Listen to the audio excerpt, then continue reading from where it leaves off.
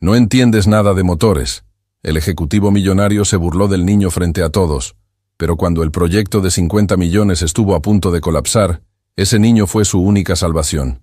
Apártate de ahí antes de que arruines todo. La voz de Marcelo Quintana retumbó en el hangar industrial como un trueno. Sus zapatos italianos resonaban contra el piso de concreto mientras avanzaba furioso hacia la plataforma donde un niño de 11 años observaba con atención el motor más caro que la empresa había construido en 20 años. ¿Quién diablos dejó entrar a un mocoso aquí? Matías Cordero no se movió.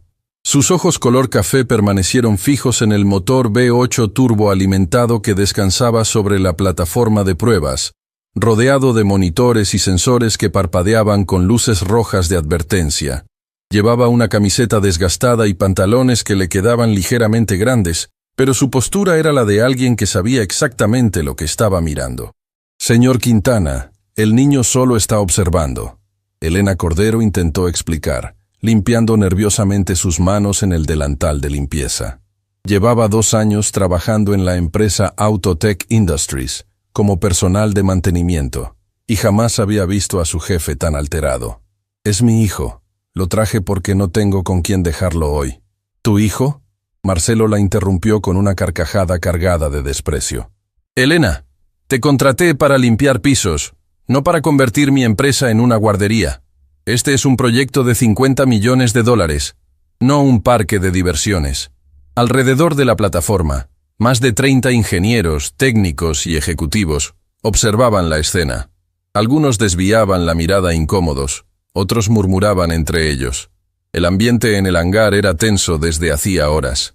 El motor, diseñado para el nuevo superdeportivo que pondría a Autotech en el mapa internacional, presentaba fallas que nadie podía explicar. Las pruebas debían completarse ese mismo día para presentar resultados al consorcio japonés que había invertido millones en el proyecto. Mamá, el problema está en el sistema de sincronización. Matías habló por primera vez, su voz clara pero respetuosa. Señaló con un dedo hacia una sección específica del motor.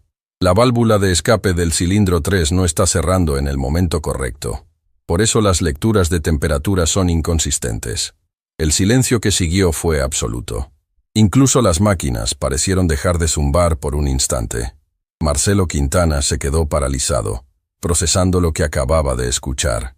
Luego explotó en una risa que hizo eco en todo el hangar.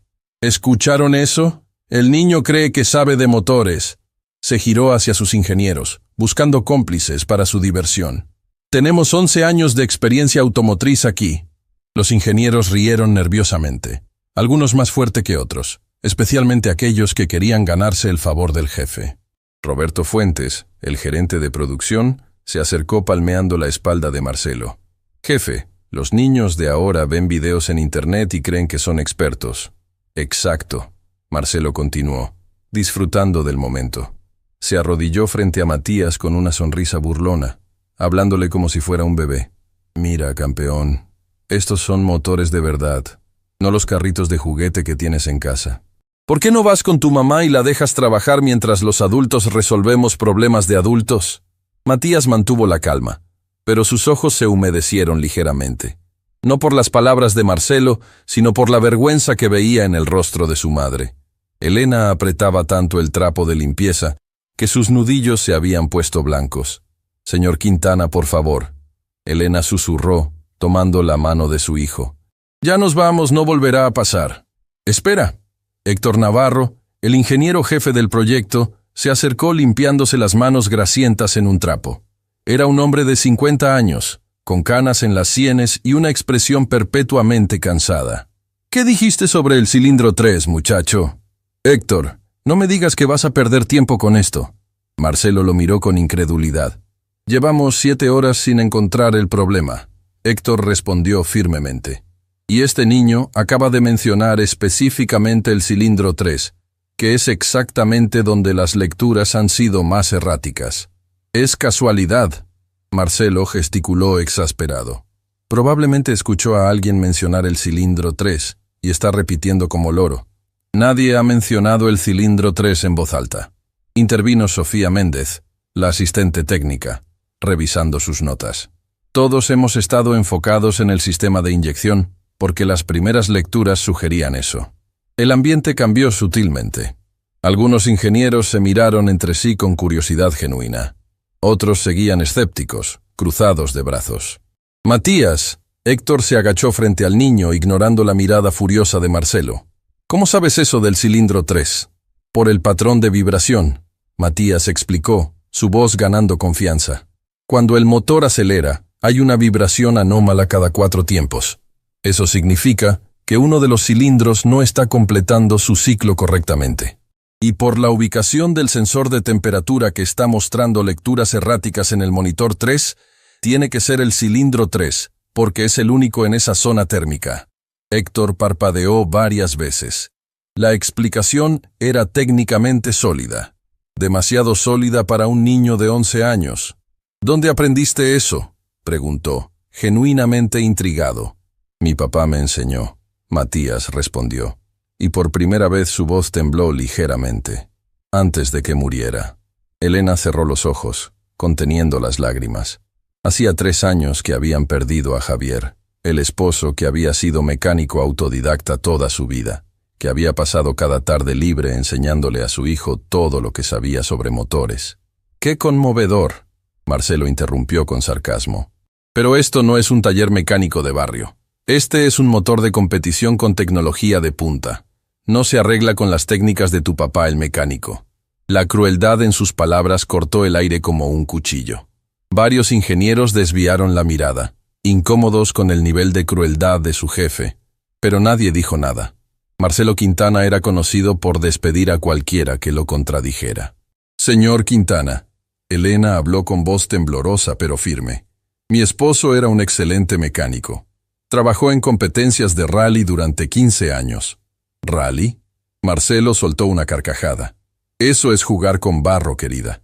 Esto es ingeniería de precisión alemana. Ingeniería alemana que lleva 7 horas sin funcionar», murmuró alguien entre los ingenieros. No fue lo suficientemente bajo. Marcelo giró buscando al culpable, su rostro enrojecido de furia. «¿Quién dijo eso? ¿Quién?». Nadie respondió.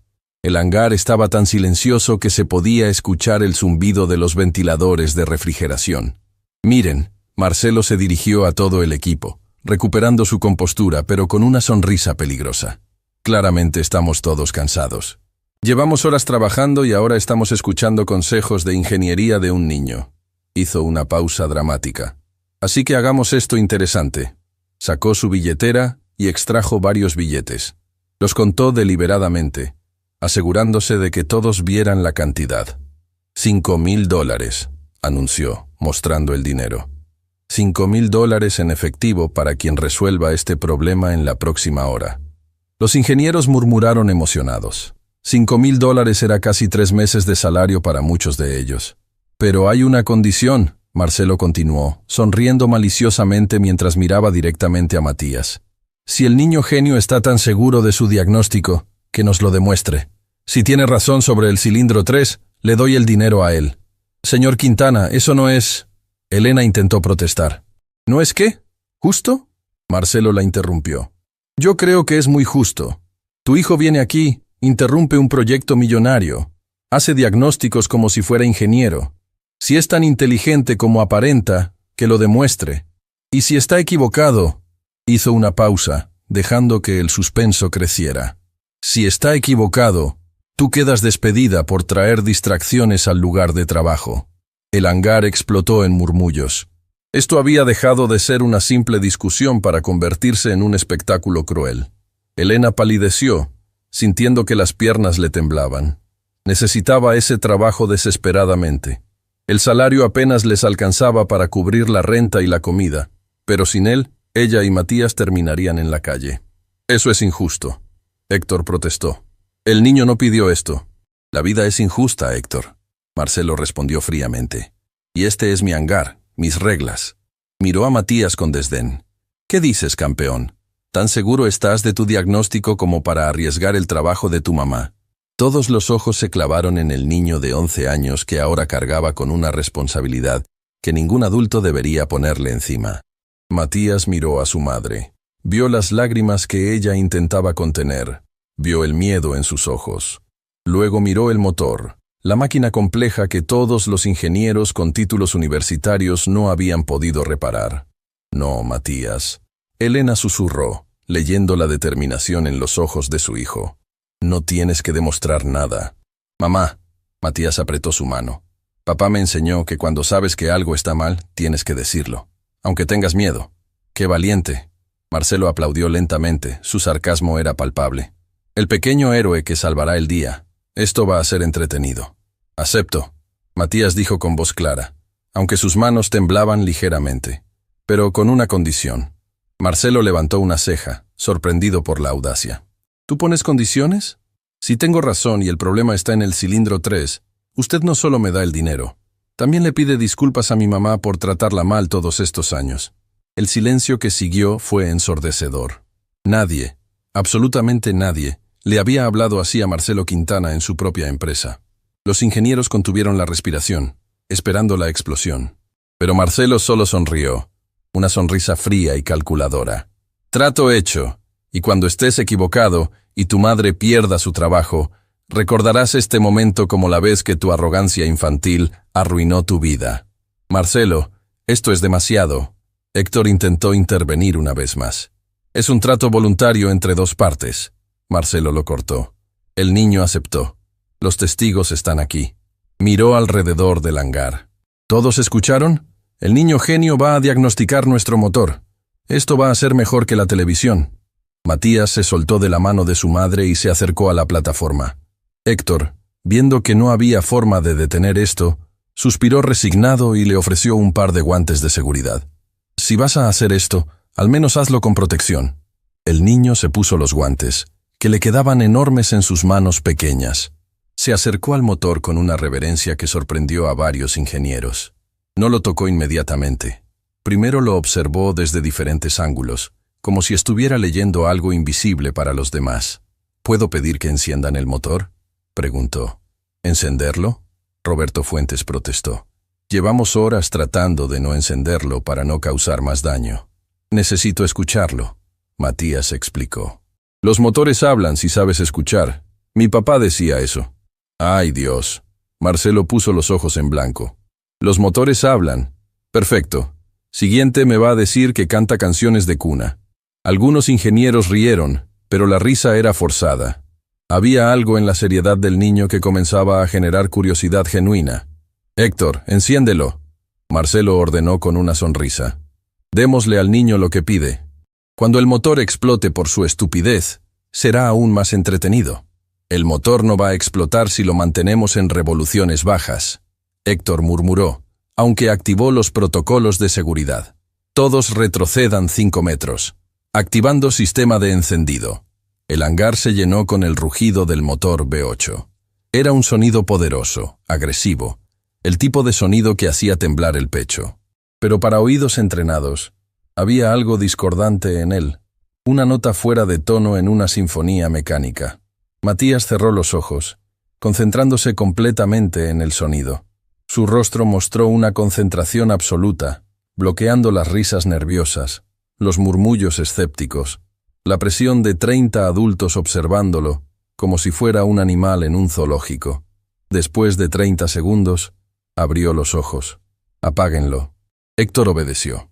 El silencio que siguió fue casi tan ensordecedor como el motor. Es el cilindro 3, Matías confirmó con absoluta certeza. Pero no es la válvula de escape como pensé inicialmente. Es peor. ¿Peor? Héctor se acercó, su escepticismo comenzando a transformarse en curiosidad profesional. Hay una fractura microscópica en la base del pistón. No es visible en las cámaras porque está en un ángulo muerto, pero puedo escuchar cómo el pistón pierde compresión en el punto muerto superior. Por eso la válvula no cierra correctamente. No es un problema de sincronización, es un problema estructural. El rostro de Héctor palideció. Si el niño tenía razón, no estaban ante una falla de ajuste que se podía arreglar en una hora. Era una falla de manufactura que requeriría desmontar todo el motor y posiblemente rehacer el pistón desde cero. Eso es imposible de saber solo escuchando. Roberto protestó, aunque su voz carecía de convicción. Mi papá podía diagnosticar una fractura de biela solo por el sonido. Matías dijo suavemente. Me enseñó cómo. Dijo que los motores siempre dicen la verdad si prestas atención. Esto es ridículo. Marcelo intervino, aunque su confianza comenzaba a mostrar grietas. Héctor, desmonta el cilindro 3 y demuéstrale a este niño que está inventando cuentos. Marcelo. Si lo que dice es cierto, esto es grave. Héctor respondió, ya dirigiéndose hacia la caja de herramientas. Una fractura en el pistón significa que toda la línea de producción podría estar comprometida. Y si no es cierto, significa que perdimos una hora escuchando a un niño. Marcelo retrucó. Hazlo rápido. Lo que siguió fueron 45 minutos de tensión absoluta. Héctor, asistido por 2 ingenieros senior, comenzó el proceso meticuloso de desmontar la cabeza del motor para acceder al cilindro 3. Cada pieza era removida con cuidado de cirujano, cada paso documentado con fotografías. Matías observaba desde la distancia que su madre le obligaba a mantener, pero sus ojos no se apartaban del proceso. Elena le había pasado un brazo por los hombros, más para darse consuelo a sí misma que para dárselo a él. «Bebé, no importa lo que pase», ella susurró. «Estoy orgullosa de ti». «Vamos a estar bien, mamá», Matías respondió, aunque su voz tembló ligeramente. «Papá me enseñó bien». Marcelo paseaba de un lado a otro mirando su reloj cada 2 minutos. Había llamado al consorcio japonés para informarles que las pruebas se retrasarían por ajustes técnicos menores. Si esto resultaba ser cierto, si realmente había un problema estructural en los pistones, el escándalo sería monumental. «Héctor, ¿qué tan cerca estás?», preguntó con impaciencia. «Ya casi», Héctor respondió, su voz tensa. Estaba usando un boroscopio, una cámara minúscula que permitía inspeccionar el interior del pistón sin desmontarlo completamente. «Dame un minuto para...» Se detuvo abruptamente. Su rostro, visible en el monitor que transmitía la imagen del boroscopio, perdió todo color. «Dios mío», susurró. «¿Qué? ¿Qué pasa?» Marcelo se acercó corriendo. Héctor no respondió inmediatamente. Amplió la imagen en el monitor, ajustó el contraste, verificó desde otro ángulo. Luego se enderezó lentamente, mirando a Matías como si estuviera viendo un fantasma. «Hay una fractura», anunció, su voz casi inaudible. Exactamente donde el niño dijo. Una fractura microscópica en la base del pistón, en un ángulo muerto de las cámaras. Es casi invisible, pero está ahí. El hangar explotó. Ingenieros corrieron hacia el monitor para verificar. Roberto Fuentes se quedó paralizado, boquiabierto. Sofía Méndez cubrió su boca con ambas manos, los ojos muy abiertos. Y Marcelo Quintana, el ejecutivo millonario que había pasado la última hora humillando a un niño de 11 años, se quedó completamente inmóvil, viendo cómo su mundo cuidadosamente construido comenzaba a desmoronarse. Porque un niño con una camiseta desgastada acababa de hacer algo que 30 ingenieros con títulos universitarios no habían logrado. Y todos, absolutamente todos en ese hangar, acababan de presenciar algo que cambiaría todo para siempre. El silencio en el hangar era tan denso que parecía sólido. 30 pares de ojos miraban alternadamente entre el monitor que mostraba la fractura microscópica y el niño de 11 años que acababa de diagnosticar algo que había escapado a toda la ingeniería de punta de Autotech Industries. Marcelo Quintana permanecía paralizado frente al monitor. Su rostro había pasado del rojo furioso a un blanco cadavérico. Sus manos temblaban ligeramente mientras intentaba procesar lo que estaba viendo. La fractura era tan pequeña, tan perfectamente ubicada en el ángulo muerto de las cámaras, que cualquier análisis visual normal la habría perdido por completo. Esto no puede ser», murmuró finalmente. Su voz había perdido toda la arrogancia que la caracterizaba. «Héctor, verifica de nuevo. Tiene que ser un error en el boroscopio». Héctor Navarro no respondió inmediatamente. Estaba demasiado ocupado tomando mediciones, fotografías adicionales, confirmando desde cada ángulo posible. Cuando finalmente se enderezó y miró a su jefe, había algo en sus ojos que Marcelo no había visto antes. Decepción profunda. «No es un error», Héctor dijo con voz firme. «La fractura es real, Marcelo. Y por las características de la fisura, diría que se originó durante el proceso de fundición. Esto significa que potencialmente todos los pistones de esta serie podrían estar comprometidos». «¿Todos?», Roberto Fuentes casi gritó la pregunta. «Héctor, Esos son 200 motores ya ensamblados, 50 millones de dólares en producción. 50 millones que están a punto de convertirse en chatarra si no actuamos inmediatamente. Héctor respondió, ya dirigiéndose hacia su computadora. Necesito contactar a la fundición en Monterrey ahora mismo. Los ingenieros explotaron en conversaciones urgentes. Algunos corrían hacia sus estaciones de trabajo, otros hacían llamadas frenéticas. El proyecto que debía ser el triunfo de Autotech se había convertido en una pesadilla en cuestión de segundos. Y en medio de todo ese caos, Matías permanecía junto a su madre, observando cómo el mundo adulto se desmoronaba a su alrededor. Elena lo abrazaba con fuerza, llorando silenciosamente contra su cabello. No eran lágrimas de tristeza, sino de un orgullo abrumador mezclado con terror sobre lo que vendría después. Señor Quintana, la voz de Sofía Méndez cortó a través del ruido. Estaba sosteniendo su tablet con expresión grave. El consorcio japonés está en línea. Quieren saber por qué las pruebas se han detenido. Marcelo la miró como si hubiera hablado en otro idioma. Su cerebro parecía incapaz de procesar múltiples crisis simultáneamente. Dígales que... Dígales la verdad. Matías habló, su voz clara a pesar de que apenas era un susurro en medio del caos. Mi papá decía que mentir sobre problemas mecánicos solo los hace peores. Todas las miradas se clavaron en el niño. Marcelo lo observó con una expresión que era imposible de descifrar. Había pasado de la arrogancia a la incredulidad, y ahora parecía estar en algún lugar entre la vergüenza y la furia impotente. ¿Tu papá? Marcelo finalmente encontró su voz, aunque salió quebrada. Tu papá el mecánico de barrio que... Mi papá el mecánico que salvó 3 vidas cuando diagnosticó una falla de frenos en un auto de rally minutos antes de una carrera. Matías lo interrumpió, y por primera vez había acero en su voz infantil. Mi papá que fue reconocido por la Federación Internacional de Rally por su contribución a la seguridad automotriz. Mi papá que murió tratando de reparar el auto de un vecino pobre que no tenía dinero para llevarlo a un taller oficial. El hangar quedó en silencio nuevamente. Héctor dejó de teclear. Roberto se quedó con el teléfono a medio camino de su oreja. Incluso Sofía, que había sido testigo de innumerables dramas corporativos, sintió que se le cerraba la garganta. Elena sollozó más fuerte, recordando el día que la policía había llegado a su puerta. Javier había estado bajo un auto levantado con un gato hidráulico defectuoso. El vecino no tenía dinero para equipos profesionales. Javier lo sabía, pero había aceptado ayudar de todas formas porque así se hacen las cosas entre gente decente. El gato había fallado. Nunca supo que lo golpeó. Matías, bebé. Elena susurró, tratando de calmarlo. Pero su hijo había encontrado una voz que había mantenido silenciada durante 3 años. Usted lleva 1 hora burlándose de mi papá. Matías continuó, mirando directamente a Marcelo con una intensidad que no debería existir en un niño de 11 años.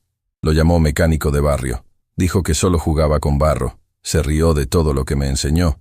Pero acabo de hacer algo que ninguno de sus ingenieros con títulos universitarios pudo hacer. Matías. Marcelo intentó hablar, pero las palabras no llegaron. Y no lo hice para ganar dinero. Lo hice porque mi mamá necesita este trabajo.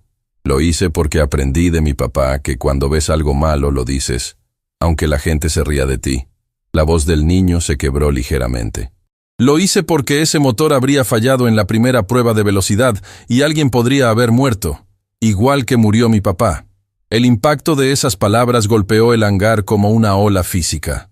Varios ingenieros tuvieron que apartar la mirada, incapaces de sostener el peso de la verdad que acababa de ser lanzada a sus rostros. El niño que habían visto como un entretenimiento, como una broma, acababa de salvarles de un desastre que podría haber costado no solo millones, sino vidas. Roberto Fuentes fue el primero en reaccionar. Se acercó lentamente a Matías, se arrodilló frente a él y extendió su mano.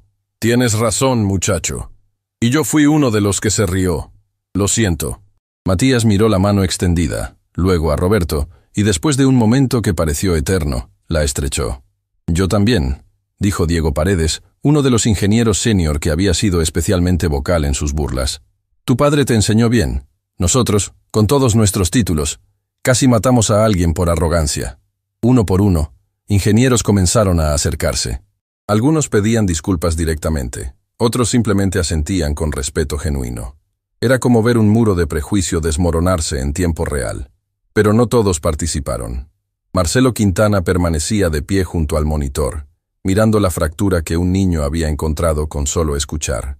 Su imperio corporativo, construido sobre la imagen de excelencia y superioridad, acababa de ser derribado por un niño en ropa desgastada, que había aprendido de su padre en un taller de barrio. Marcelo, Héctor se acercó a su jefe, hablando en voz baja pero firme. Necesitamos tomar decisiones. Los japoneses están esperando, y cada minuto que pasa... Lo sé, Marcelo lo cortó. Su voz era un susurro ronco. Se pasó ambas manos por el cabello, desarreglando el peinado perfecto que siempre mantenía. Cuando finalmente miró hacia donde estaba Matías, había algo diferente en sus ojos. No era humildad exactamente, pero la arrogancia ciega había sido reemplazada por algo más complejo. Se acercó lentamente. Cada paso parecía costarle un esfuerzo monumental. Los ingenieros se apartaron, creando un camino entre el ejecutivo y el niño. Elena instintivamente apretó a su hijo contra ella, como si quisiera protegerlo de lo que vendría. Marcelo se detuvo frente a ellos. Por un largo momento, simplemente los miró. Luego, para sorpresa de absolutamente todos, se arrodilló, poniéndose a la altura de Matías.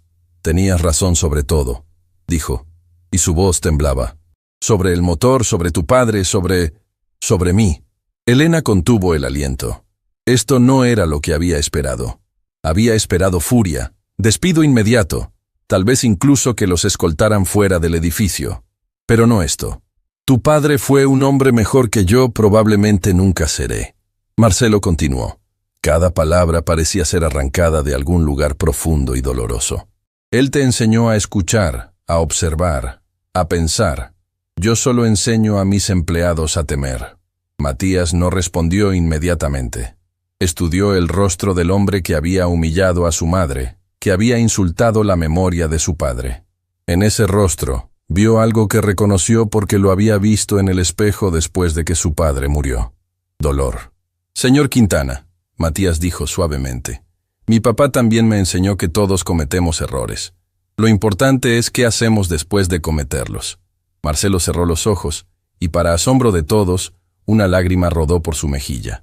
El ejecutivo millonario, el hombre que había construido un imperio automotriz y que nunca mostraba debilidad, estaba llorando frente a 30 empleados. «Elena», se dirigió a la madre de Matías, su voz apenas audible, «me pediste que no tratara mal a tu hijo, pero yo no solo lo traté mal a él, te he tratado mal a ti durante 2 años. Te he tratado como si fueras invisible, como si no importaras». Elena no sabía qué decir. Había soñado con este momento, con que su jefe reconociera su humanidad, pero ahora que estaba sucediendo, se sentía surreal. «Hice un trato», Marcelo continuó, enderezándose pero sin levantarse. «Un trato del que me avergonzaré el resto de mi vida. Le aposté el trabajo de una madre soltera a la intuición de su hijo de 11 años. ¿Qué clase de hombre hace eso? El tipo de hombre que todavía puede cambiar». Héctor intervino suavemente. Había conocido a Marcelo durante 15 años, y nunca lo había visto así. «Si elige hacerlo». Marcelo asintió lentamente, luego se puso de pie. Sacó su billetera nuevamente, extrajo los $5,000 que había usado para burlarse y se los ofreció a Matías. «Un trato es un trato», dijo. «Ganaste esto honestamente». Matías miró el dinero. Era más efectivo del que había visto en su vida. $5,000 pagarían la renta durante meses, comprarían comida, tal vez incluso ayudarían con las deudas del hospital que aún tenían del último año de su padre. Pero en lugar de tomar el dinero, miró a su madre. Elena leyó la pregunta en sus ojos, y a pesar de que cada fibra de su ser gritaba que tomara ese dinero, asintió lentamente, dejando que su hijo decidiera. «Quédese con su dinero», Matías dijo finalmente, «pero cumpla la otra parte del trato». «¿La otra parte?». Marcelo parpadeó confuso. «Me pidió disculpas a mí, pero el trato era que le pidiera disculpas a mi mamá, por todos estos años». El hangar estaba tan silencioso que se podía escuchar el zumbido de las luces fluorescentes. Marcelo miró a Elena, y por primera vez realmente la vio. No como la mujer que limpiaba pisos, no como un empleado sin importancia, sino como una persona. Una madre soltera que había perdido a su esposo y que trabajaba en 2 empleos para mantener a su hijo.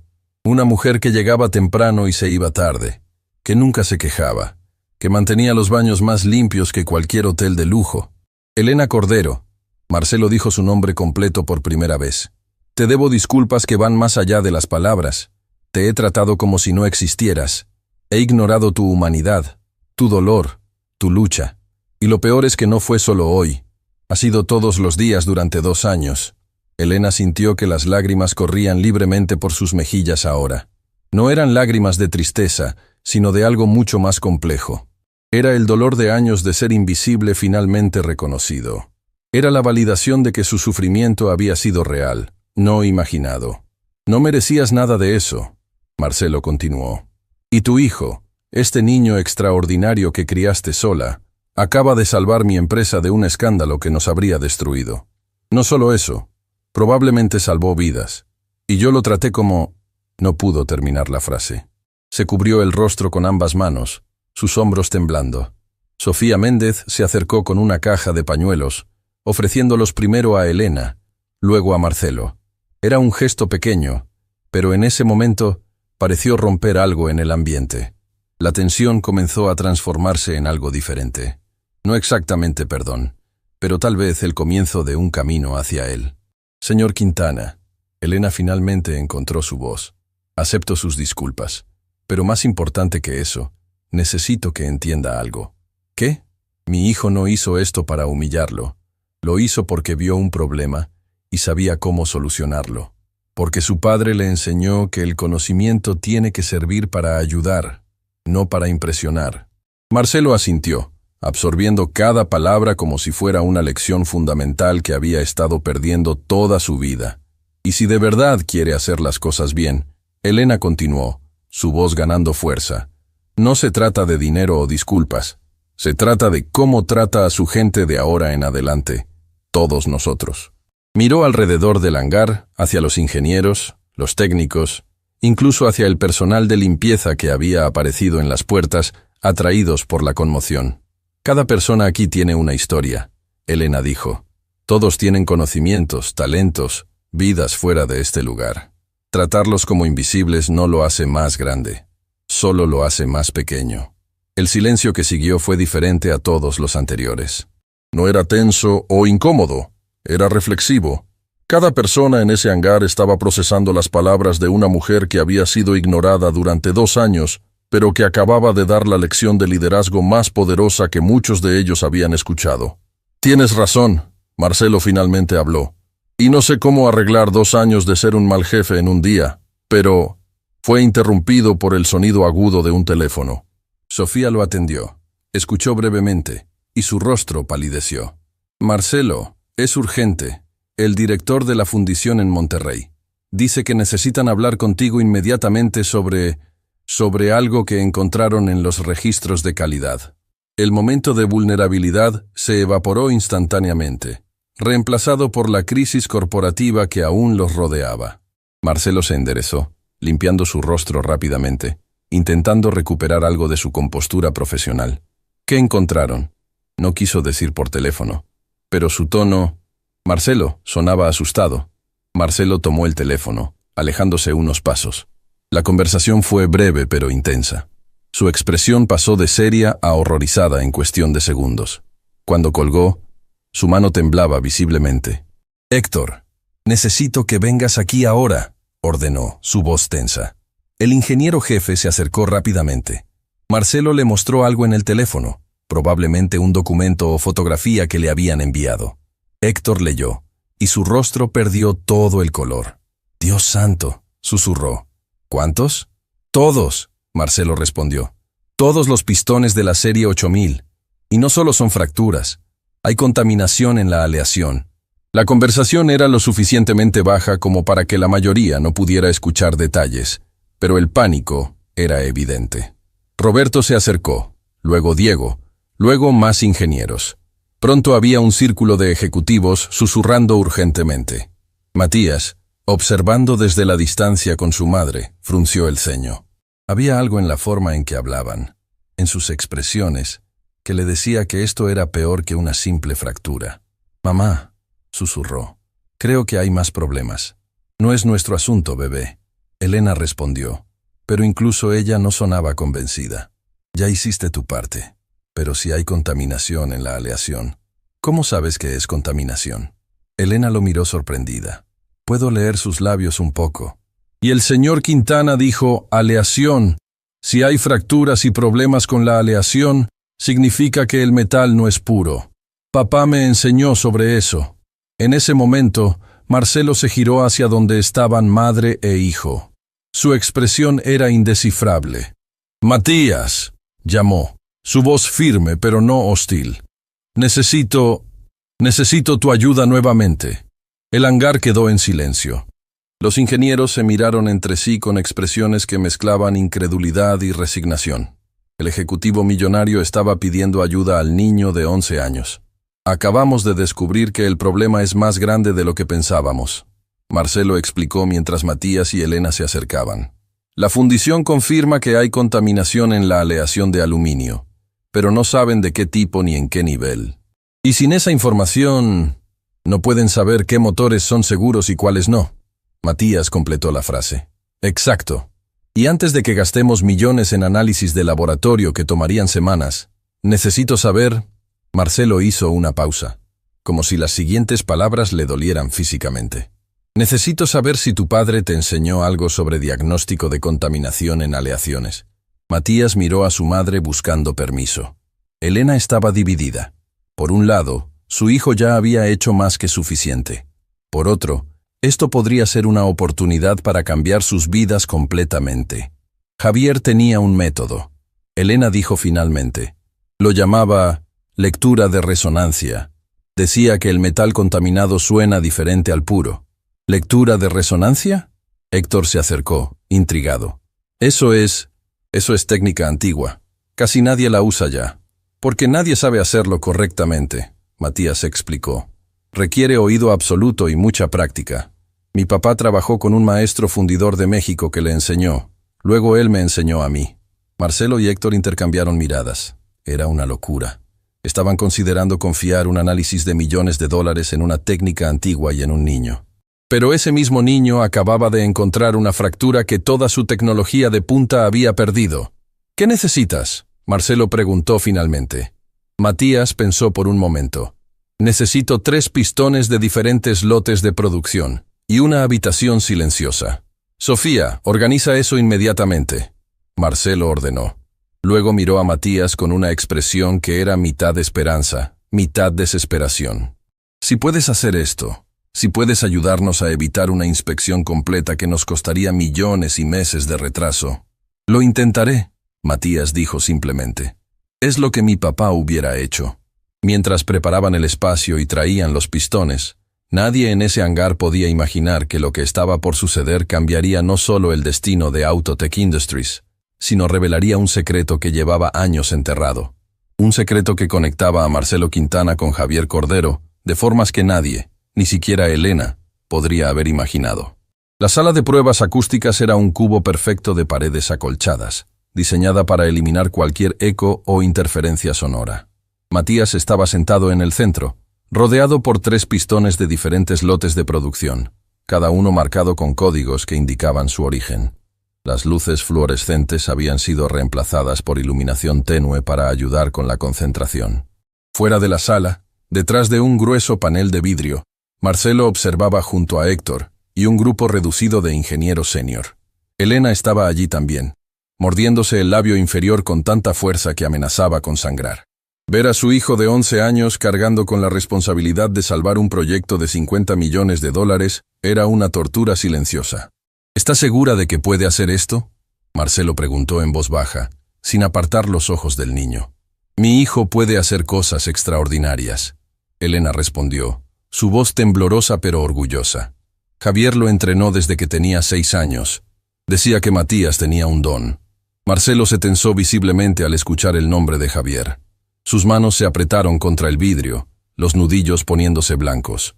Héctor lo notó, frunciendo el ceño ligeramente. «Marcelo, ¿estás bien?» «Estoy bien», respondió demasiado rápido, demasiado tenso. «Solo necesito que esto funcione».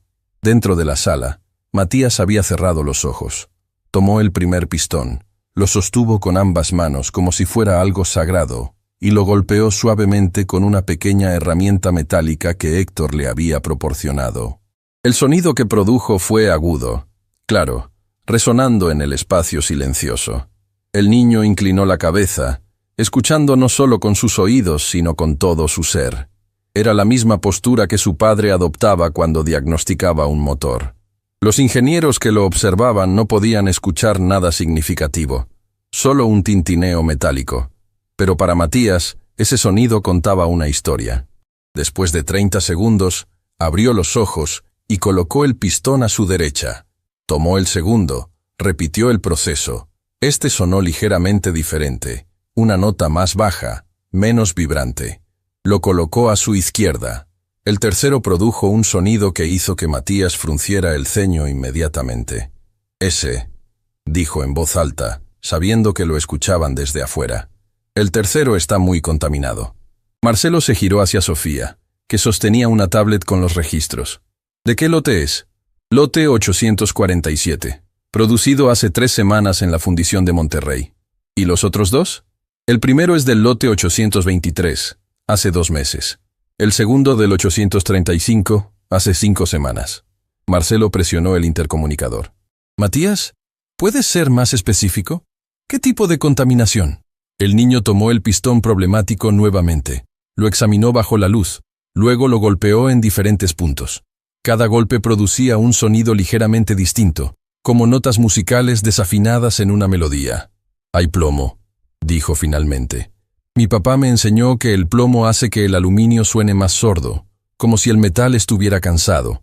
Pero hay algo más, algo que no reconozco completamente». Héctor se acercó al intercomunicador. «Matías, tu padre, ¿te enseñó sobre aleaciones específicas? ¿Mencionó alguna vez trabajar con aleaciones de grado militar?» La pregunta pareció extraña, pero Matías pensó cuidadosamente antes de responder. Dijo que una vez trabajó en un proyecto especial. Algo sobre motores para vehículos tácticos. Dijo que las aleaciones tenían que ser perfectas porque las vidas de los soldados dependían de ello. Marcelo se alejó del vidrio bruscamente, como si hubiera sido golpeado.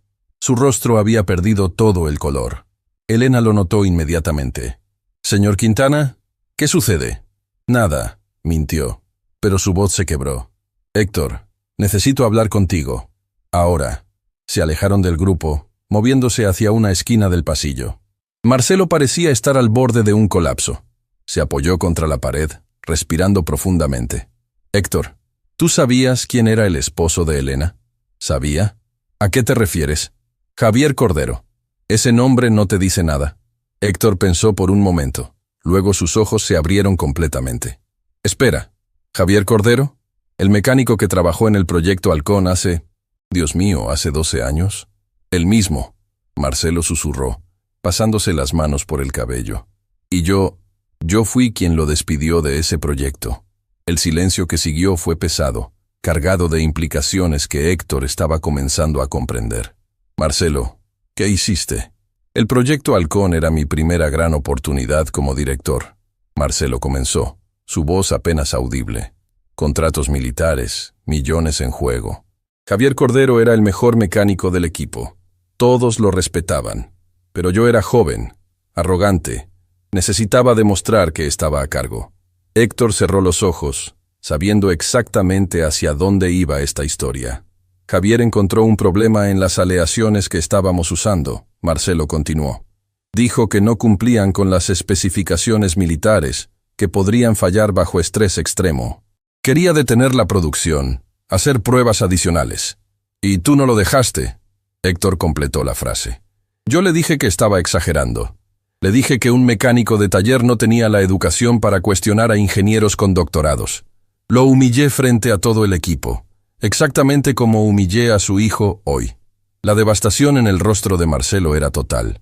No era solo culpa, era el peso de una conexión que hacía que todo lo que había sucedido ese día fuera 1000 veces peor. «Lo despedí por insubordinación», Marcelo confesó. «Le dije que si no podía seguir órdenes sin cuestionar, que se fuera, y se fue. Y el proyecto continuó sin él». «¿Y qué pasó con el proyecto Halcón?» Marcelo rió amargamente. 3 de los vehículos fallaron durante operaciones en el campo. Fallos en el motor, exactamente donde Javier había predicho.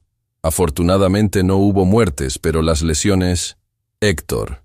Hombres resultaron con quemaduras graves. El contrato fue cancelado, la empresa perdió millones. Y yo casi pierdo mi carrera. Pero sobreviviste, Héctor observó. Sobreviví porque mi padre tenía conexiones, porque pudimos cubrir el escándalo, porque pagamos indemnizaciones silenciosas. Marcelo se deslizó por la pared hasta quedar sentado en el piso. Y Javier Cordero quedó en la lista negra de la industria automotriz. Nadie quiso contratarlo después de que causara problemas en un proyecto militar. Héctor se sentó junto a su jefe, procesando la magnitud de lo que acababa de escuchar. Por eso terminó trabajando en talleres pequeños. Por eso terminó muriendo bajo un auto con un gato hidráulico barato, Marcelo susurró, las lágrimas corriendo libremente ahora. Si hubiera mantenido su carrera, si hubiera tenido los recursos, el equipo adecuado, no puedes culparte por un accidente, Héctor dijo, aunque no sonaba muy convencido. ¿No puedo? ¿No ves la conexión? Destruí su carrera por mi ego. Él terminó trabajando en condiciones peligrosas porque no tenía otra opción. Y hoy, su hijo tuvo que salvarme de cometer exactamente el mismo error otra vez. La voz de Sofía interrumpió por el intercomunicador del pasillo. Señor Quintana, Héctor, necesitan ver esto. Matías terminó el análisis. Los dos hombres se levantaron, Marcelo limpiándose el rostro rápidamente. Cuando regresaron a la ventana de observación, encontraron a Elena mirándolos con una expresión extraña, como si hubiera sentido que algo importante había sido discutido. Matías estaba de pie dentro de la sala, los 3 pistones organizados en una fila clara. Señaló al primero. Este es el más limpio. La aleación es casi pura, solo trazas mínimas de otros elementos. Es seguro. Señaló al segundo.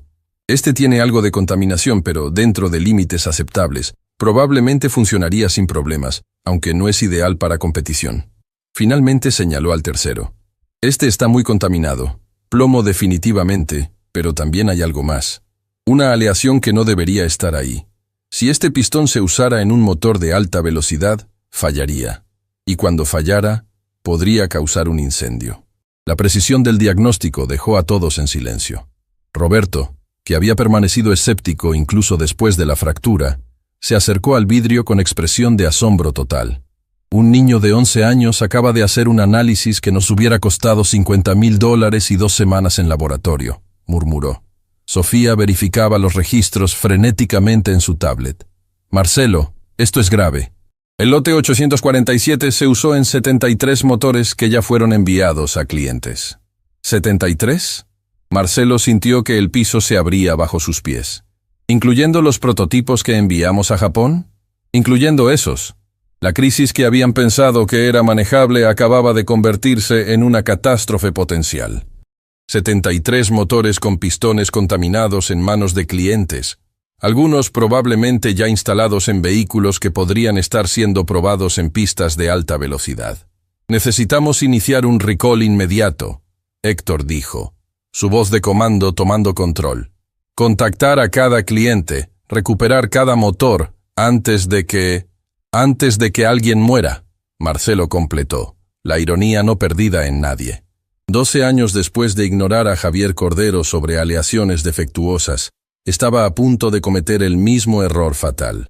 Excepto que esta vez, el hijo de Javier lo había salvado. Matías salió de la sala acústica, quitándose los guantes de seguridad que le quedaban grandes. Elena inmediatamente lo envolvió en un abrazo, susurrando palabras de orgullo en su oído. El niño la abrazó de vuelta, pero sus ojos estaban fijos en Marcelo. Había algo en la expresión del ejecutivo que Matías no podía descifrar completamente. Era más que gratitud o vergüenza. Parecía dolor antiguo, culpa profunda.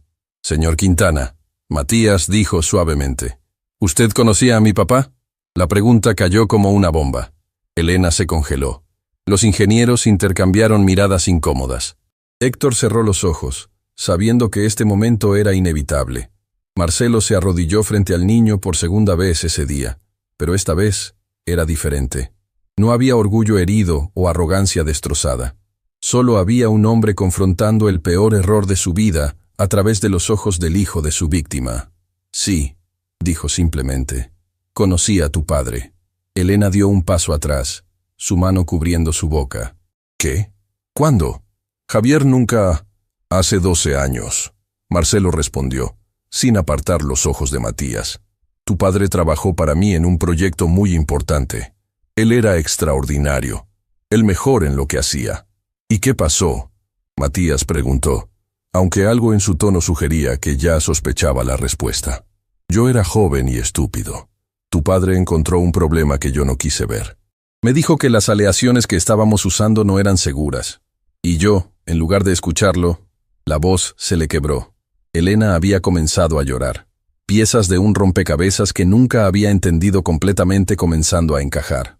Recordaba a Javier llegando a casa hace 12 años, derrotado, diciendo que lo habían despedido por hacer demasiadas preguntas. Recordaba cómo había luchado para encontrar trabajo después, cómo su reputación había sido manchada. Usted arruinó su carrera, Elena dijo. No era una pregunta, sino una realización dolorosa. Sí, Marcelo admitió. Y estoy seguro de que indirectamente contribuía a las circunstancias que llevaron a su muerte. Si él hubiera mantenido su posición, sus recursos, su acceso a equipos adecuados, él todavía estaría vivo. Elena terminó, su voz rota. El hangar, que momentos antes había estado lleno de actividad urgente, ahora estaba sumido en un silencio horrible. Los ingenieros que habían presenciado todo no sabían dónde mirar. Sofía tenía lágrimas corriendo por su rostro. Roberto había tenido que sentarse, abrumado por la tragedia que se desarrollaba. «Mi papá nunca habló mal de usted», Matías dijo finalmente, su voz sorprendentemente calmada. Cuando yo le preguntaba por qué no trabajaba en lugares grandes, solo decía que a veces hacer lo correcto tiene un precio. Marcelo sollozó audiblemente. «Tu padre era un hombre mejor de lo que yo seré jamás. Pero usted puede intentar serlo», Matías continuó. «Mi papá también me enseñó que nunca es demasiado tarde para hacer lo correcto. Hoy, al pedir ayuda, al escucharme, al admitir sus errores, está haciendo lo que mi papá habría querido que hiciera. La sabiduría en las palabras del niño era antinatural para alguien de su edad, pero Javier había criado a su hijo para entender que el perdón no era debilidad, sino la forma más alta de fortaleza». Elena se acercó a Marcelo, quien seguía arrodillado. Lo miró por un largo momento, procesando 12 años de lucha, de preguntas sin respuesta, de preguntarse por qué su esposo había sido tratado tan injustamente. Javier me dijo algo antes de morir. Ella habló suavemente. Estaba en el hospital después del accidente. Sabía que no iba a sobrevivir. Me tomó la mano y dijo, «No guardes rencor contra nadie. El rencor solo envenena a quien lo carga». «Elena», Marcelo comenzó, pero ella levantó una mano. «No puedo decir que lo perdono ahora mismo. Eso llevaría tiempo, tal vez años. Lo que usted le hizo a mi esposo fue injusto y cruel. Pero...» Miró a su hijo, vio la compasión en sus ojos. «Pero Javier crió a nuestro hijo para ser mejor que nosotros. Y Matías ya te está dando una oportunidad que tal vez no mereces». «No la merezco», Marcelo acordó, «pero voy a pasar el resto de mi vida tratando de ganarla». Se puso de pie, limpiándose el rostro. Cuando habló nuevamente, su voz había recuperado algo de fuerza, pero era una fuerza diferente. No era la arrogancia del poder, sino la determinación de alguien que finalmente había entendido el peso de sus acciones. «Héctor, inicia el recall inmediatamente. Quiero todos los motores del lote 847 de vuelta aquí en 48 horas, sin importar el costo». «Eso va a ser extremadamente caro», Héctor advirtió. «No me importa. Si alguien muere porque yo fui demasiado tacaño para hacer un recall apropiado, no podré vivir conmigo mismo». Miró a Matías. «Ya tengo suficiente en mi conciencia». Se volvió hacia Sofía. «Contacta a nuestro departamento legal. Quiero que investiguen todo lo relacionado con el despido de Javier Cordero hace 12 años. Si hay alguna forma de compensar a su familia, retroactivamente, quiero que se haga».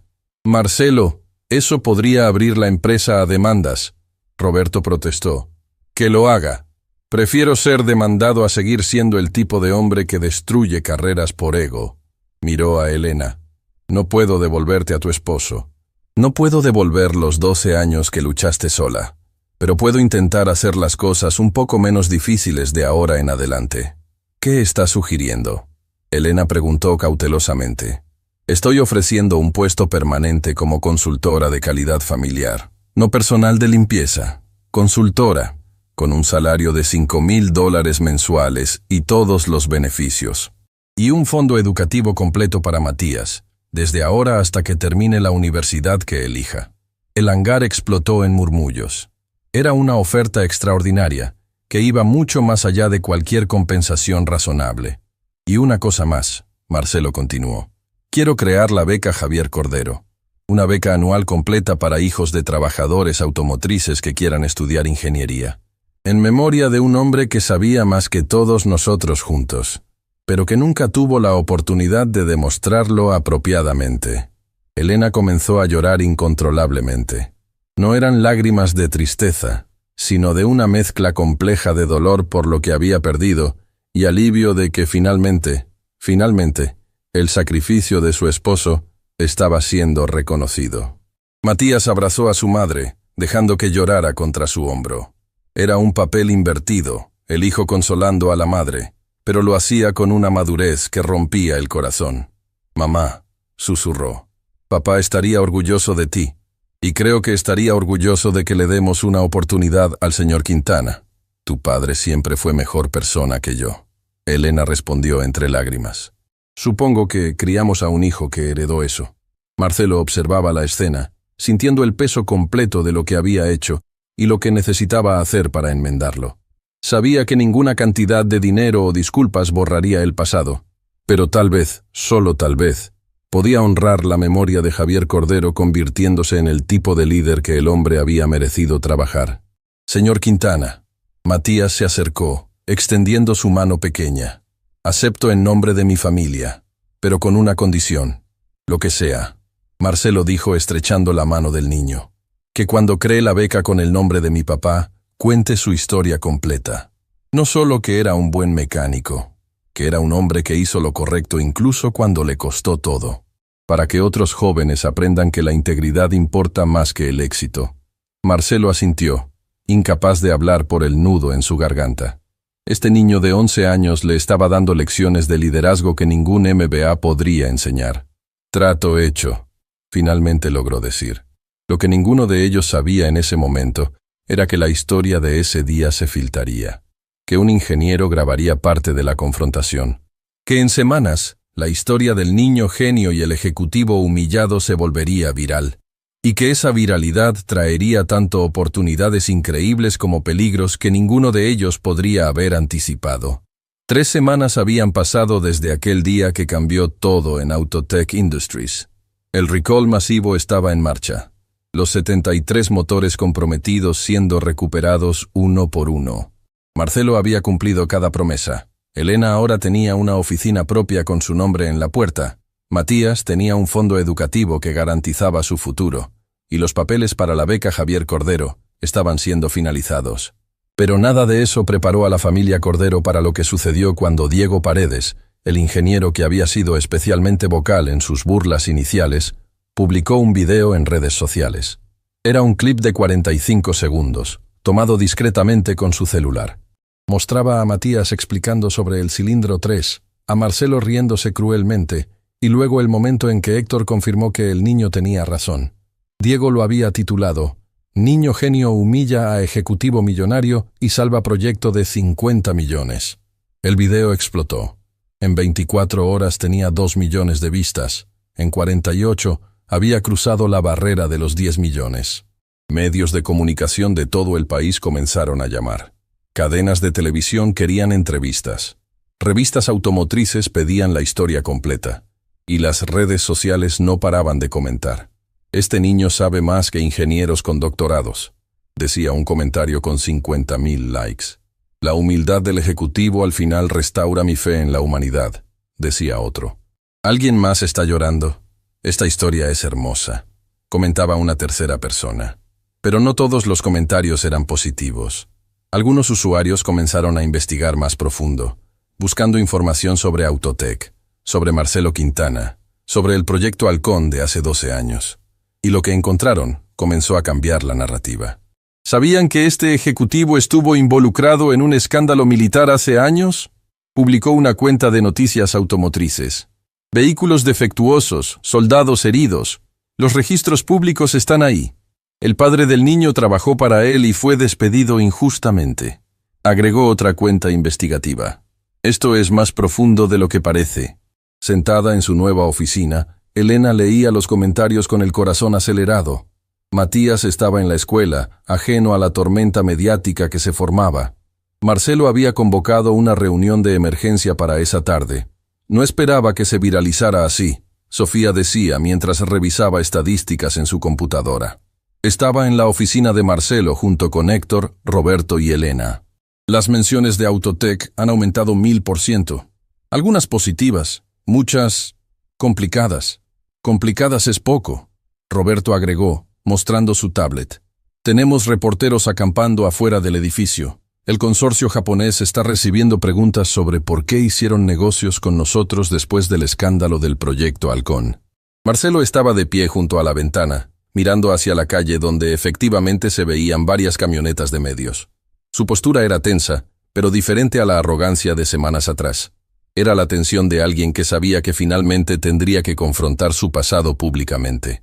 ¿Qué quieres hacer?, Héctor preguntó directamente. Decir la verdad. Marcelo respondió sin voltear. Completa. Sin encubrimientos. Marcelo, los abogados aconsejan no hacer declaraciones públicas sobre el Proyecto Halcón, Roberto advirtió. Podría reabrir investigaciones, demandas. Que las reabra. Marcelo se giró. Su expresión era de determinación absoluta. Pasé 12 años escondiéndome detrás de abogados y acuerdos de confidencialidad. Le prometí a un niño de 11 años que contaría la historia completa de su padre. Voy a cumplir esa promesa. Elena sintió que se le llenaban los ojos de lágrimas. Señor Quintana, si hace eso, podría perder todo. Elena, ya perdí lo más importante hace 12 años cuando dejé que el ego destruyera mi integridad. Lo que pierda ahora será solo dinero y reputación. Cosas que pueden reconstruirse, o que pueden destruirte para siempre. Roberto insistió. Entonces me destruirán, Marcelo dijo simplemente. Pero al menos caeré diciendo la verdad. Esa tarde, Marcelo organizó una conferencia de prensa, no en el auditorio corporativo habitual, sino en el mismo hangar donde todo había comenzado. Instalaron un podio simple, micrófonos, y permitieron que cualquier medio que quisiera asistir, lo hiciera. Cuando Elena llegó con Matías, quien acababa de salir de la escuela, el lugar estaba repleto. Cámaras de televisión, reporteros con grabadoras, fotógrafos. El niño se aferró a la mano de su madre, abrumado por la cantidad de gente. Mamá, ¿por qué hay tanta gente? El señor Quintana va a hablar sobre tu papá, Elena explicó suavemente. Va a contar la verdad sobre lo que pasó.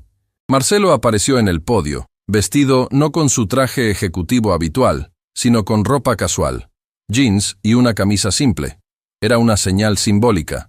No estaba hablando como el CEO de Autotech, sino como un hombre confrontando sus errores. Buenas tardes, comenzó, su voz amplificada por los micrófonos. Mi nombre es Marcelo Quintana y hace 3 semanas cometí un error que casi me cuesta todo. Pero ese error fue solo el más reciente en una larga historia de errores que comienza hace 12 años. El hangar quedó en silencio absoluto.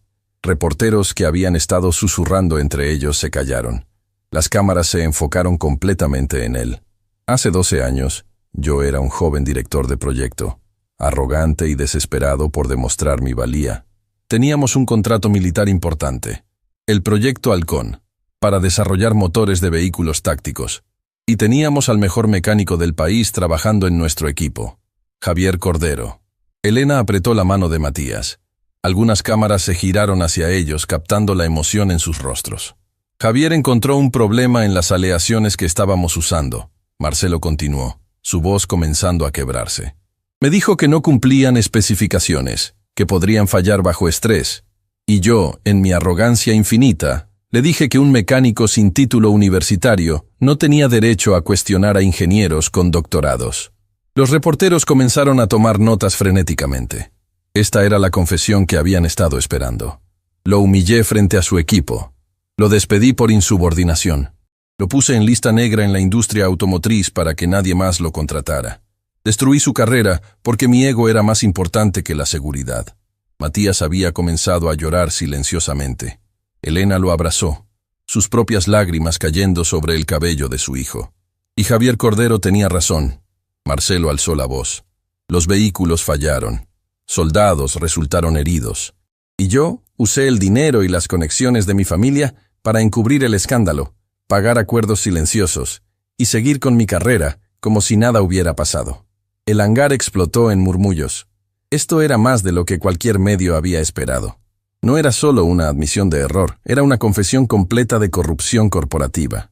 Javier Cordero nunca pudo recuperarse de lo que le hice. Marcelo continuó, las lágrimas ahora visibles en su rostro. Trabajó en talleres pequeños, en condiciones precarias, porque yo me aseguré de que no tuviera otra opción. Y hace 3 años, murió en un accidente mientras ayudaba a un vecino que no podía pagar un taller profesional. Su voz se quebró completamente. Tuvo que detenerse, respirar profundamente, limpiarse el rostro. No puedo decir que mi lista negra mató directamente a Javier Cordero, pero sí puedo decir que contribuí a las circunstancias que llevaron a su muerte. Y durante 12 años, viví con esa culpa enterrada, convenciéndome de que solo estaba haciendo mi trabajo. Héctor, observando desde un lado, sentía su propia garganta cerrarse. Conocía a Marcelo desde hacía 15 años, pero nunca lo había visto así. Completamente vulnerable, completamente honesto. Hace 3 semanas, el hijo de Javier Cordero, un niño de 11 años llamado Matías, vino a este hangar con su madre Elena, que trabaja aquí en limpieza. Y yo cometí el mismo error otra vez. Lo humillé. Me burlé de él. Aposté el trabajo de su madre contra su conocimiento. Las cámaras se movieron para capturar la reacción de Matías, quien ahora miraba directamente a Marcelo con una expresión que mezclaba dolor y algo más profundo. Y ese niño, con solo escuchar un motor, diagnosticó un problema que 30 ingenieros con títulos no habían encontrado. Salvó nuestro proyecto. Probablemente salvó vidas. Y me enseñó la lección más importante que he aprendido en 42 años. Que el conocimiento no viene de títulos o posiciones, sino de pasión, dedicación y la voluntad de hacer lo correcto. Marcelo hizo una pausa, buscando a Matías y Elena en la multitud. Cuando sus ojos se encontraron, asintió levemente. Por eso estoy aquí hoy. No para limpiar mi imagen corporativa o proteger la reputación de Autotech. Estoy aquí para cumplir una promesa que le hice a ese niño.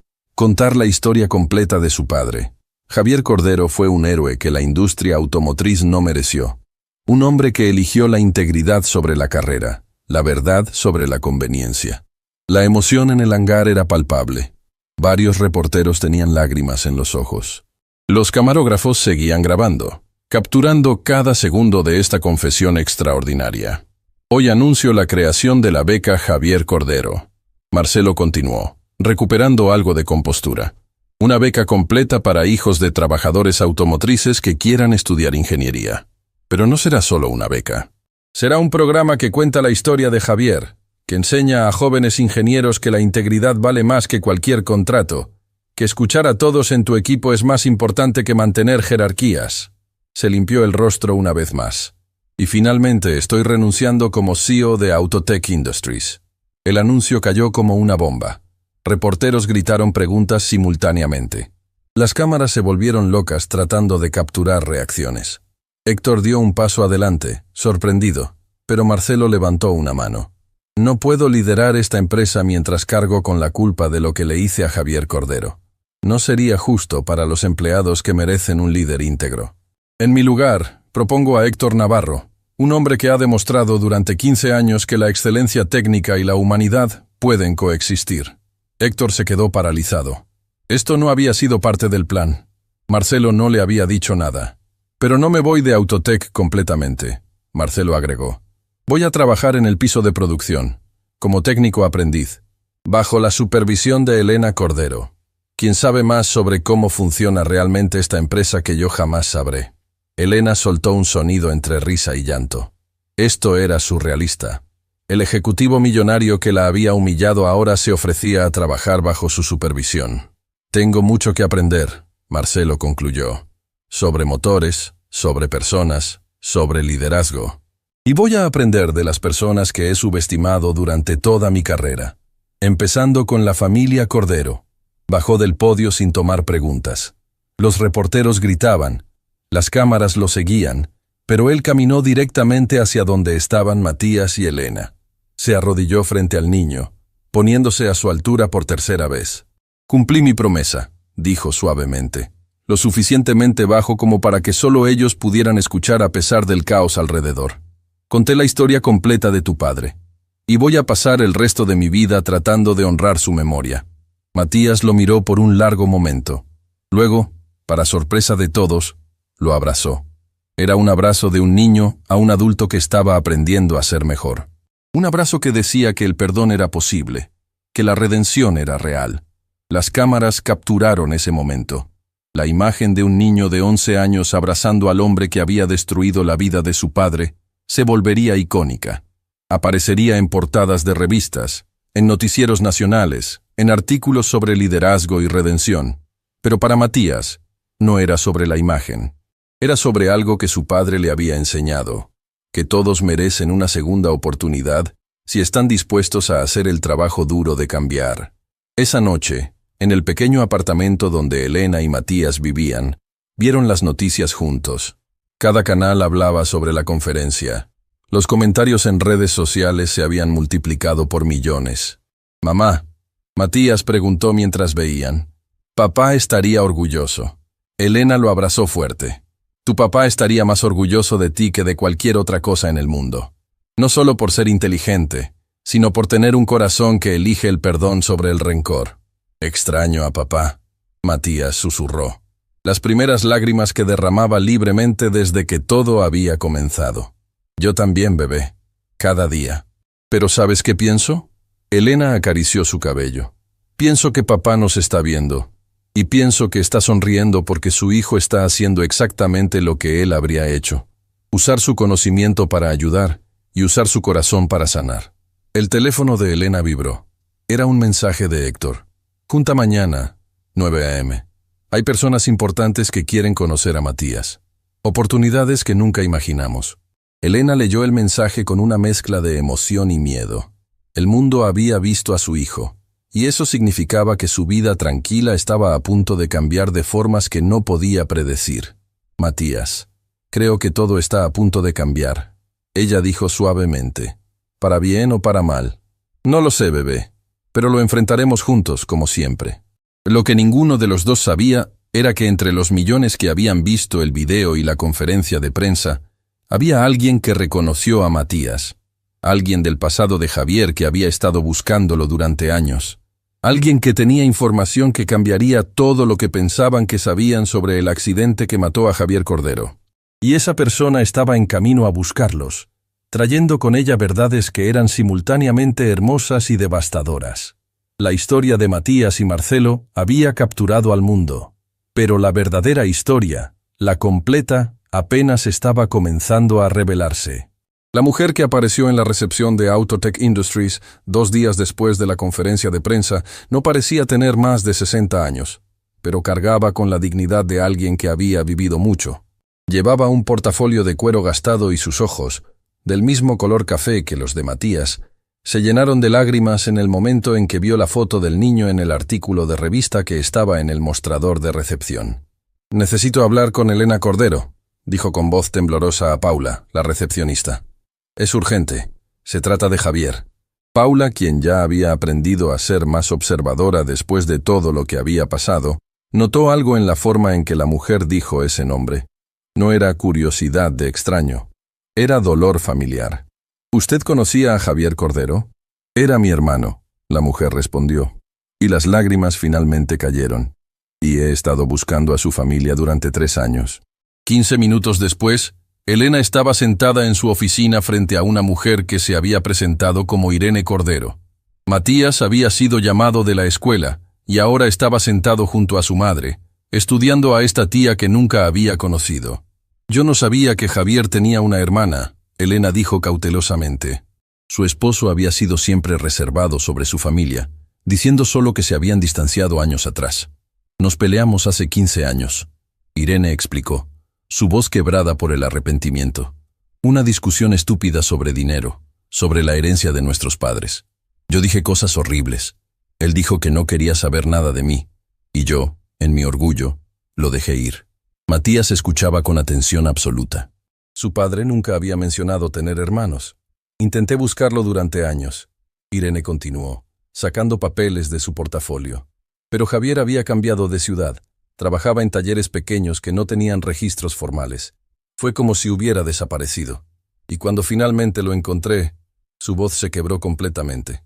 Elena le pasó una caja de pañuelos, su propio corazón acelerándose con anticipación dolorosa. Cuando finalmente lo encontré, fue porque vi su nombre en el informe del accidente. Llegué 3 días después de su funeral. Irene sollozó abiertamente ahora. 3 días tarde para pedirle perdón, para decirle que lo amaba, para conocer a mi sobrino. Matías sintió algo quebrarse dentro de su pecho. Esta mujer había perdido a su hermano de la misma forma que él había perdido a su padre. Extendió su mano pequeña y tomó la de Irene. Ella miró esa mano, tan parecida a la de Javier, y lloró aún más fuerte. «Lo siento tanto», Irene susurró. «Siento no haber estado ahí. Siento que mi orgullo me hizo perder 15 años con mi hermano». «¿Por qué vienes ahora?», Elena preguntó. No con hostilidad, sino con necesidad genuina de entender. Después de 3 años, Irene respiró profundamente, tratando de recuperar la compostura. Porque vi el video, vi a Matías diagnosticar ese motor, y fue como ver a Javier otra vez. Mi hermano hacía exactamente eso. Movía la cabeza de la misma forma. Escuchaba con esa misma concentración. Sacó más papeles de su portafolio. Y porque necesito que sepan la verdad sobre el accidente. Elena se tensó inmediatamente. ¿Qué verdad? Fue un accidente. El gato hidráulico falló. No falló por defecto. Irene dijo suavemente. Yo investigué. Contraté a un inspector privado porque algo no me cerraba. Y descubrí algo que ustedes necesitan saber. Colocó fotografías sobre el escritorio. Eran del taller donde Javier había muerto, de los restos del gato hidráulico, de reportes técnicos. El gato hidráulico tenía un problema conocido, Irene explicó. El fabricante había emitido un recall 2 años antes del accidente. Pero el dueño del taller, tratando de ahorrar dinero, nunca lo arregló. Sabía que el equipo era peligroso y aún así, lo dejó en uso. Elena cubrió su boca con ambas manos. Durante 3 años había pensado que la muerte de Javier había sido mala suerte, destino cruel. Pero presenté una demanda civil contra el dueño del taller. Irene continuó. El caso se resolvió hace 2 meses. Gané. Sacó un sobre grueso y lo colocó frente a Elena. El acuerdo fue de $350,000. Dinero que debería haber ido para la familia de Javier desde el principio, si yo hubiera estado ahí para pelear por ustedes. Elena no podía procesar lo que estaba escuchando. $350,000. Era más dinero del que había visto en toda su vida. No quiero ese dinero, Irene dijo firmemente. No es mío. Es de ustedes. Es de Matías. Es lo mínimo que puedo hacer después de haberle fallado a mi hermano. No podemos aceptar eso, Elena comenzó. Pero Irene levantó una mano. Elena, déjame terminar. Hay algo más que necesitan saber sobre Javier. Algo que explica por qué era tan especial. Por qué Matías heredó ese don extraordinario. Sacó una carpeta antigua, llena de papeles amarillentos y fotografías descoloridas. Nuestro padre, el abuelo de Matías, fue uno de los diseñadores originales de motores de Ferrari en Italia en los años 50. Era un genio mecánico que nunca obtuvo crédito porque era inmigrante, porque no tenía los títulos formales. Matías se inclinó hacia adelante, fascinado. Elena también estaba completamente absorta. Papá enseñó todo lo que sabía a Javier.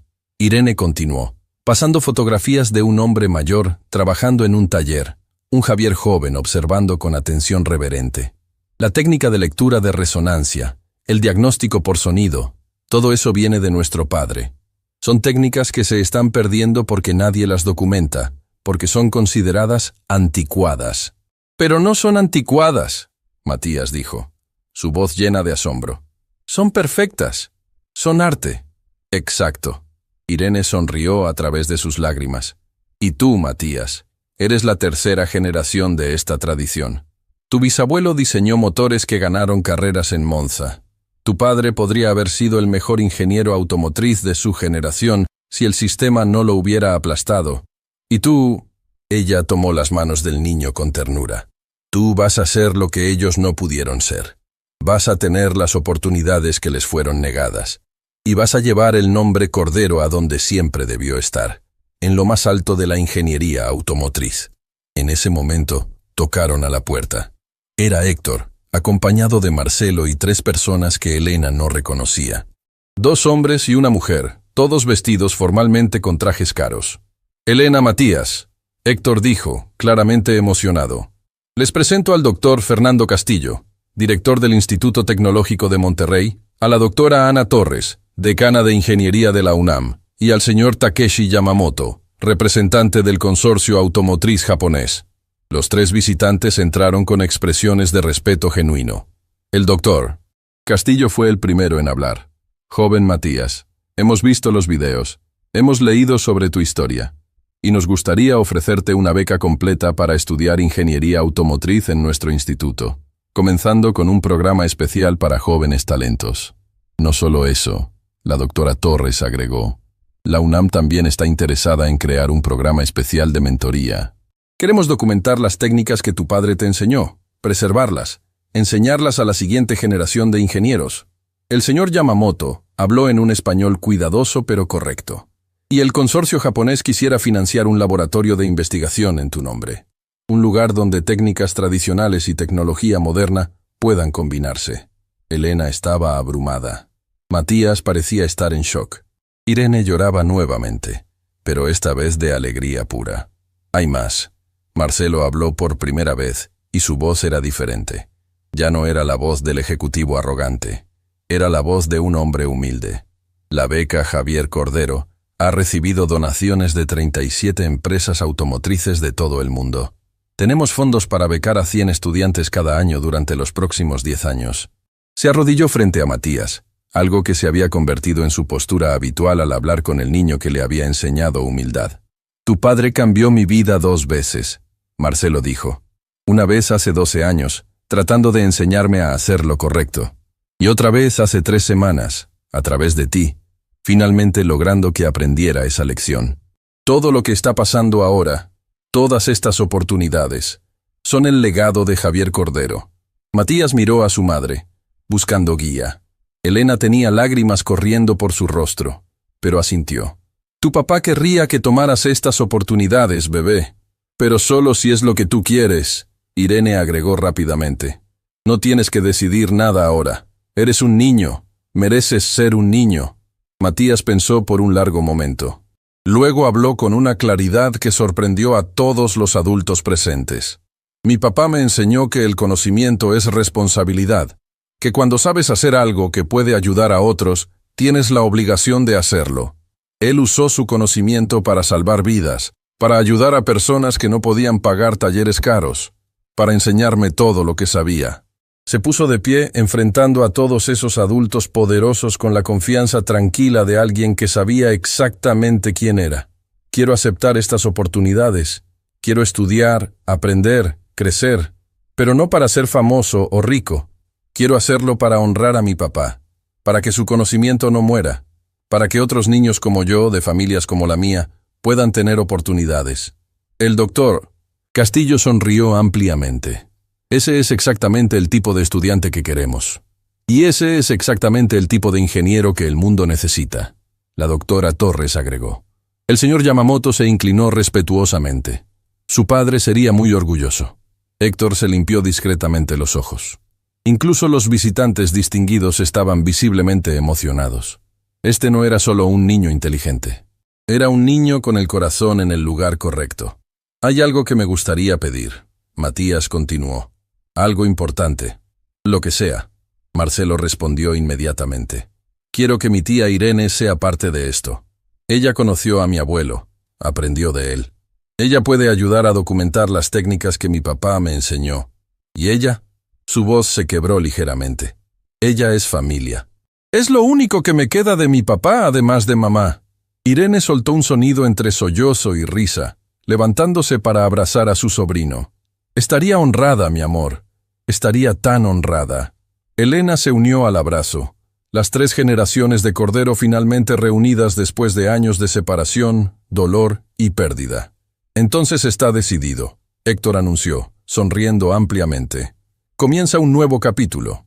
En las semanas que siguieron, la historia continuó desarrollándose de formas que nadie podría haber anticipado. La confesión de Marcelo había provocado investigaciones en toda la industria automotriz sobre prácticas corruptas. 5 ejecutivos más en otras empresas habían sido obligados a renunciar. Regulaciones de seguridad habían sido fortalecidas. Autotech Industries, bajo el liderazgo de Héctor, se había convertido en modelo de transparencia y ética.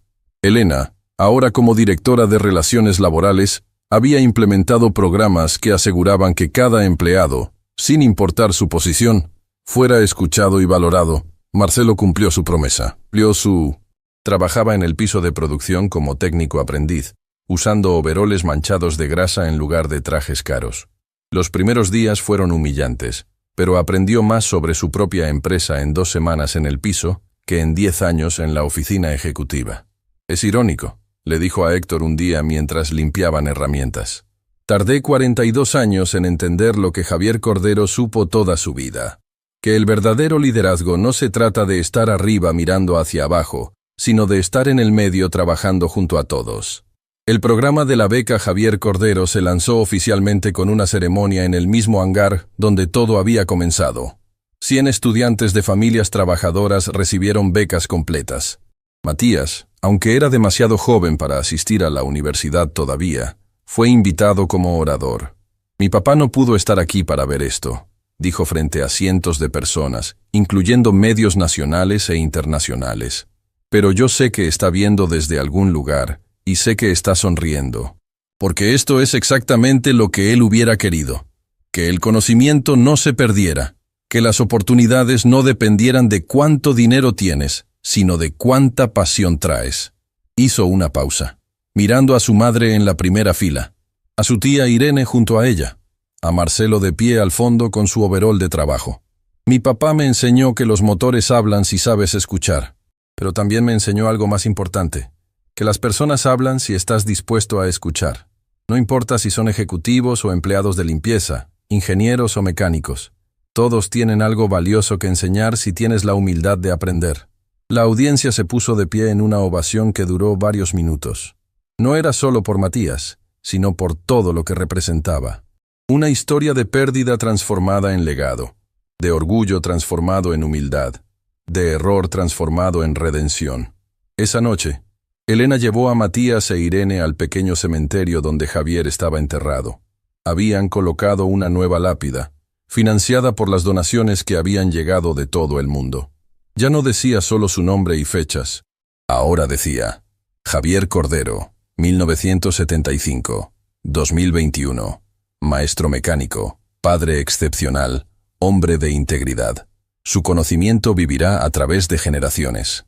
Matías colocó una pequeña herramienta junto a la lápida, una llave inglesa que había sido de su padre. Te prometí que no dejaría que tu conocimiento muriera, papá.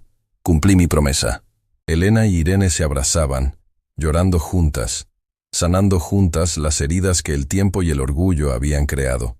Javier nos está enseñando una última lección, Irene dijo suavemente, que nunca es demasiado tarde para la familia, para el perdón, para hacer las cosas bien.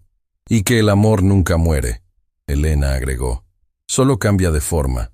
Ahora vive en Matías, en todos esos estudiantes que recibirán becas, en cada persona que aprenda esas técnicas que Javier preservó. Matías miró hacia el cielo, donde las primeras estrellas comenzaban a aparecer. Sintió, no sabía si era real o imaginado, una presencia cálida, como si su padre estuviera ahí, invisible pero presente, orgulloso de todo lo que había logrado su hijo.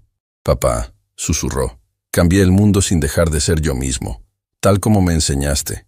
Y en ese momento, Matías Cordero, un niño de 11 años que había diagnosticado un motor con solo escucharlo, que había perdonado al hombre que destruyó a su familia, que había convertido pérdida en legado, entendió la lección más importante de todas. Que el verdadero éxito no se mide en dinero o títulos, sino en cuántas vidas tocas, cuántas personas ayudas, cuánto bien dejas en el mundo. Su padre había sido un simple mecánico para muchos, pero había sido un gigante de integridad, un maestro de conocimiento, un héroe silencioso.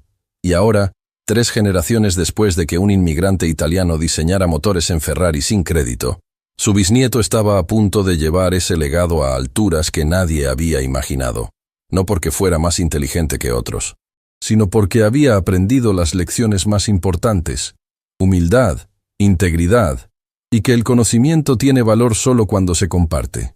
Los motores hablan si sabes escuchar. Las personas hablan si estás dispuesto a escuchar.